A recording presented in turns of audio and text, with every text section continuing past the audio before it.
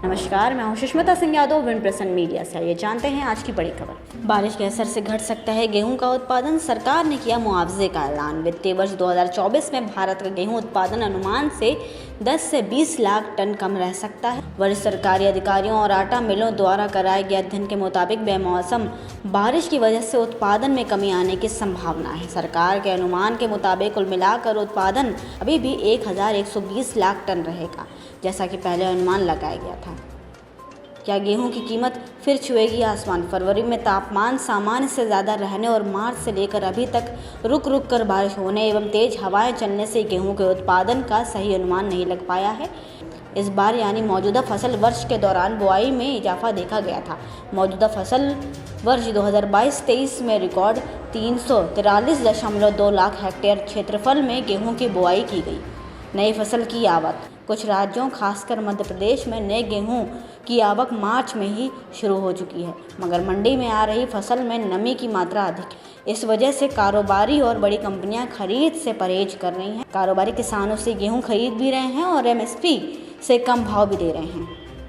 गेहूं का उत्पादन। ज़्यादातर विशेषज्ञ मान रहे हैं कि आगे मौसम साफ रहा और बारिश नहीं हुई तो गेहूं का उत्पादन 10.5 करोड़ टन के करीब रह सकता है, मगर मौसम खराब रहा तो उत्पादन 10 करोड़ टन के नीचे जा सकती है। सिराज चौधरी के मुताबिक बारिश के कारण उत्पादन में कमी तो 1 से 2% ही रहेगी, मगर फसल की गुणवत्ता पर ज़्यादा असर पड़ सकता है।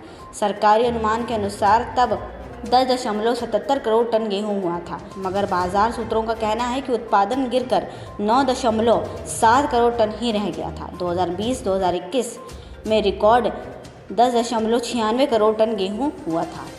सरकारी खरीद और बफर स्टॉक। उत्पादन घटने और कीमत न्यूनतम समर्थक मूल्य से अधिक रहने के कारण पिछले साल सरकारी खरीद भी काफ़ी कम रही थी। किसानों ने निजी कंपनियों और कारोबारियों को ऊंचे भाव पर गेहूं बेचना पसंद किया था। पिछले साल सरकारी केंद्रों पर केवल 1.88 करोड़ टन गेहूं बिका था, जो कि 2021 और 2022 के 4.33 करोड़ टन गेहूं की तुलना में 56.58% कम रहा। इस साल 3.41 करोड़ टन गेहूं खरीदने का सरकार का लक्ष्य है। उत्पादन में कमी और सरकारी खरीद में गिरावट को देखते हुए सरकार ने पिछले साल मई में गेहूं के निर्यात पर प्रतिबंध लगा दिया है। सरकार के इन कदम का उद्देश्य देश में गेहूं की पर्याप्त आपूर्ति सुनिश्चित करना है। इसके बावजूद कम आपूर्ति के कारण कीमतें जनवरी 2023 तक लगातार बढ़ती रहीं। जानकारों के अनुसार सरकार अभी उत्पादन और सरकारी खरीद पर नज़र जमाए है। अगर उत्पादन 10.5 करोड़ टन के आसपास रहा और सरकारी खरीद लक्ष्य के मुताबिक रही तो केंद्र निर्यात से प्रतिबंध हटा सकती है, लेकिन अगर उत्पादन और सरकारी खरीद लक्ष्य के अनुरूप नहीं रही तो निर्यात से रोक हटने की गुंजाइश नहीं होगी।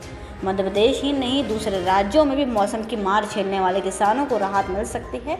उत्तर प्रदेश में आगरा, बरेली, वाराणसी, लखीमपुर खीरी, उन्नाव, हमीरपुर, झांसी, चंदौली, बरेली और प्रयागराज में हुए आकलन के हिसाब से 34,137 हेक्टेयर फसल को भारी नुकसान हुआ है। वाराणसी में सबसे ज़्यादा 13,112 हेक्टेयर, प्रयागराज में 448 हेक्टेयर और बुंदेलखंड के ललितपुर में 6,216 हेक्टेयर फसल प्रभावित हुई है। हमीरपुर, संभल, मुरादाबाद, पीलीभीत, अलीगढ़, बरेली, सीतापुर और उन्नाव और सोनभद्र में ओले गिरे हैं, जिससे सूखी खड़ी फसल और कटे हुए गेहूं को नुकसान हुआ है।